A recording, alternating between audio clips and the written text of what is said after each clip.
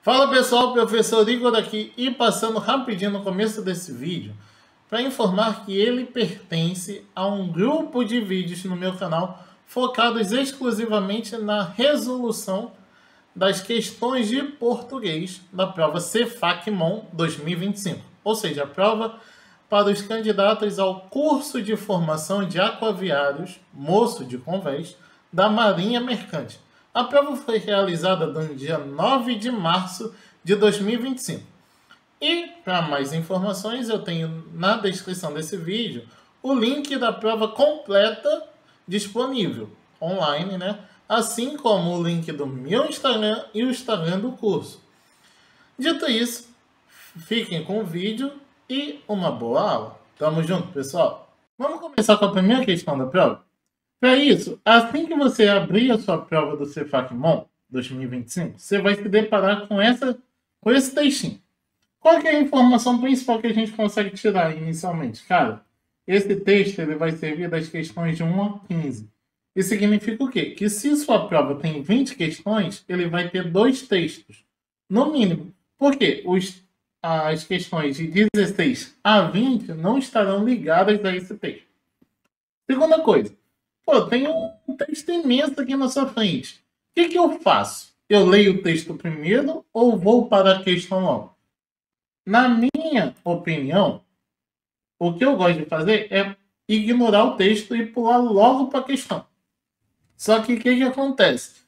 Nessa questãozinha aqui, ó, já a primeira é o quê? É uma questão de interpretação. Interpretação. Purinho. Então isso significa o quê? Que a gente vai ter que ler o texto sim, não tem para onde fugir. Não tem. Então, eu vou dar uma pausinha rápida.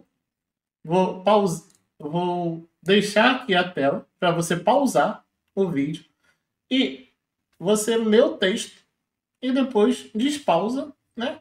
E a gente faz a questãozinha. Então, vamos lá. Bom, voltando aqui, né, da sua pausa, espero que você tenha pausado e tenha conseguido ler o texto, né? A gente tem todas essas opções aqui, ó. A opção A. O objetivo principal é narrar toda a história da instituição. A letra B. O objetivo principal é informar como, quando, onde e por quem a FEMAR foi instituída. Opção C. O objetivo principal é, num primeiro momento, informar e, num segundo momento, o texto fornece outras informações. Opção D. Desde o início de sua instituição, a FEMAR atua exclusivamente em projetos da Marinha. E a opção E, ela fala que a FEMAR foi credenciada ao MEC, porém, ela já fazia gestão de projetos antes mesmo, de 2011. Cara, qual que é a opção correta? Se você ler o texto, você vai ver que não há elementos narrativos na nossa Constituição. Então, já de cara, e muito menos índoles, a descrição das índoles dos personagens envolvidos.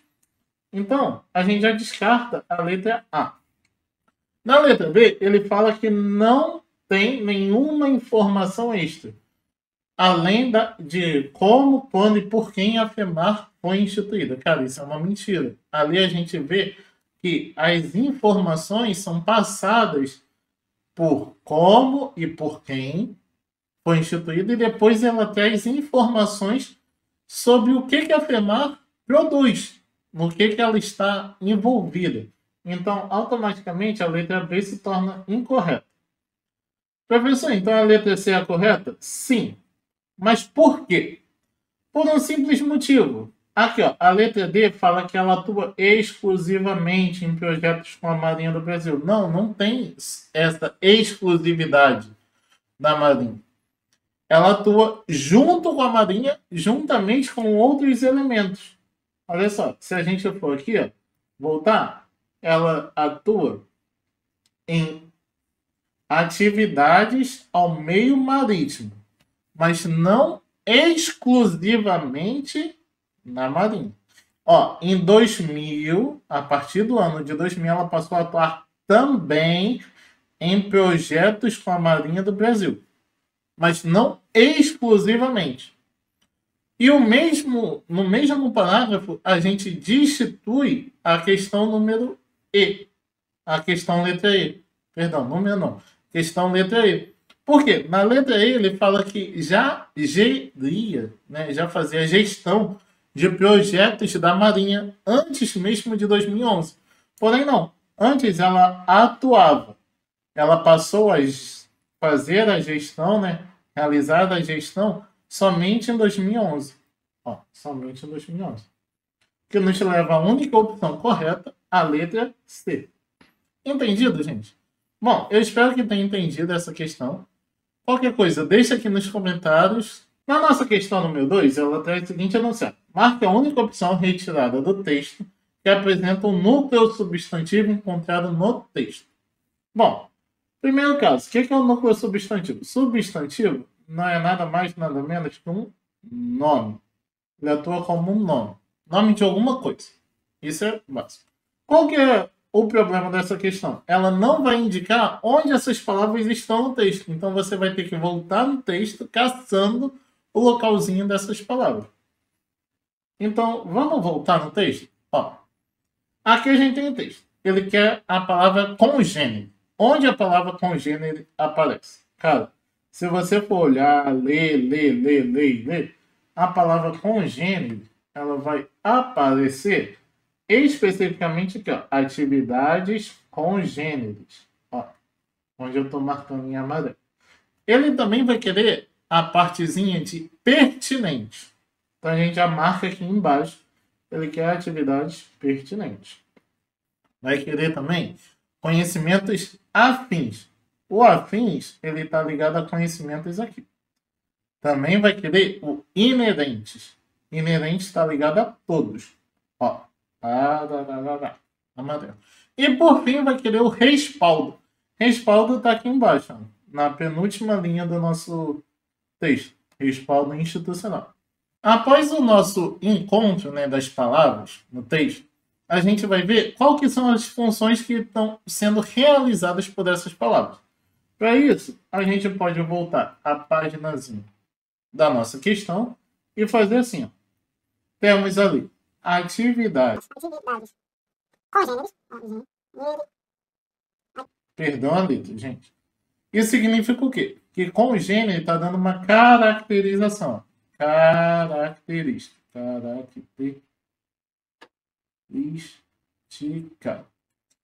Isso significa o quê? Que aqui é um adjetivo, um ADJ. Então a gente já tirou o congênere. O mesmo vai acontecer com atividades. Atividades pertinentes significa o quê? Atividades acerca daquilo, em volta daquilo. Então aqui também vai ser um ADJ, um adjetivo. A gente tirou isso daqui. Quando a gente vê todos,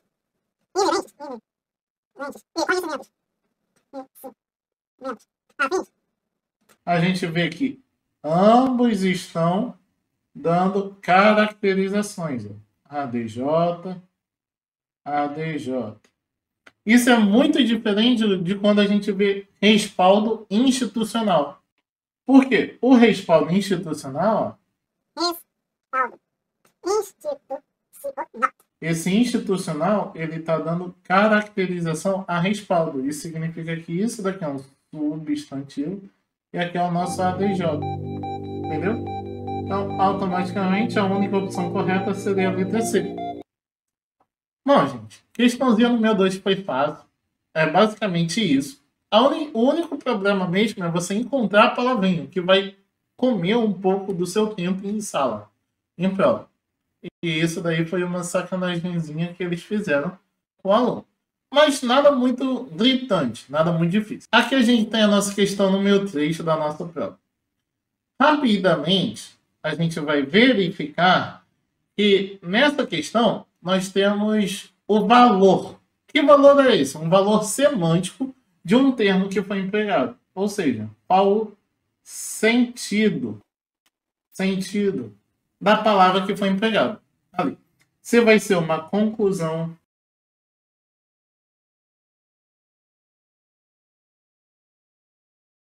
Rapidamente, se a gente for olhar de cara, essa construçãozinha aqui não está no final de alguma coisa, no final do parágrafo. Se a gente for lá, olha só, está no terceiro parágrafo do texto.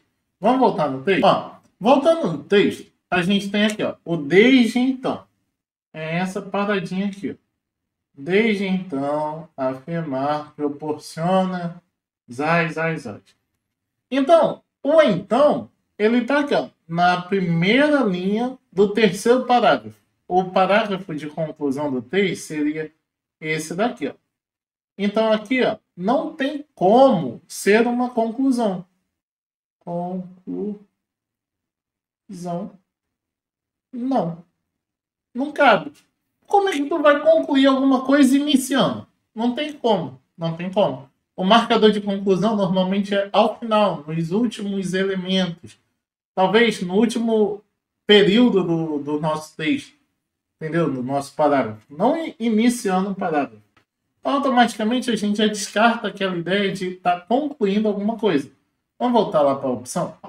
Se descartamos o fator de conclusão, vamos descartar também que não há uma indicação de modo. Desde então. Não. Não tem como indicar um modo. Também não está excluindo nada. Talvez incluindo. Mas se nós trocarmos essa palavrinha por aquele, ó, desde aquele momento, nós vemos que é uma indicação de tempo. Desde aquele momento, desde aquela época, desde aquele tempo. Tudo isso sempre vai ter uma indicação de tempo na nossa construção. Entendido? Bom, espero que tenha tirado alguma dúvida que exista nessa questão. Dando continuidade às nossas aulas, né, sobre o Cefacmon, aquela provinha que teve. Bom, nós vamos olhar que na quarta questão é uma questão de ortografia básica. Ortografia. Professor, como que eu me preparo para uma questão como essa? Cara, a única maneira de você se preparar é lendo. Não tem como eu te dizer, vai cair essa questão na sua prova com essas palavras. Não tem como. Por quê? Porque o português tem uma cacetada de palavras, tem muitas palavras. Então, não tem como a gente adivinhar qual é a palavra que vai cair. A gente tem que trabalhar com a sorte. Pô, se você for sortudo e conhecer a palavra, deu bom.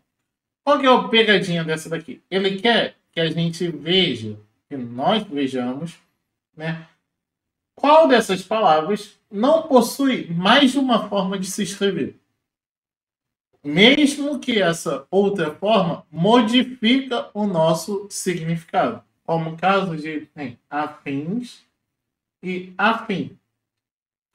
Professor, qual dessas palavras tem isso? Cara, já de cara, a gente tem concerto e concerto. Concerto. Aqui, o com S é o fator de manutenção. E o com C é o fator de música. Música. Temos laço com SS, que significa o quê? Significa frouxo, folgado. Frouxo, folgado. Só que também podemos ter o quê? Laço com cedilha, que significará o nó que a gente dá, uma marra, aqueles laços bem bonitos de presente de aniversário e por assim vai. Aqui, a pegadinha tá aqui, olha só. Paizinho também existe o quê? Paizinho. Com Z está referente a pai, diminutivo de pai. Com S está referente ao diminutivo de país. Entendido? Aquele paizinho sem graça, por assim dizer. Entendeu?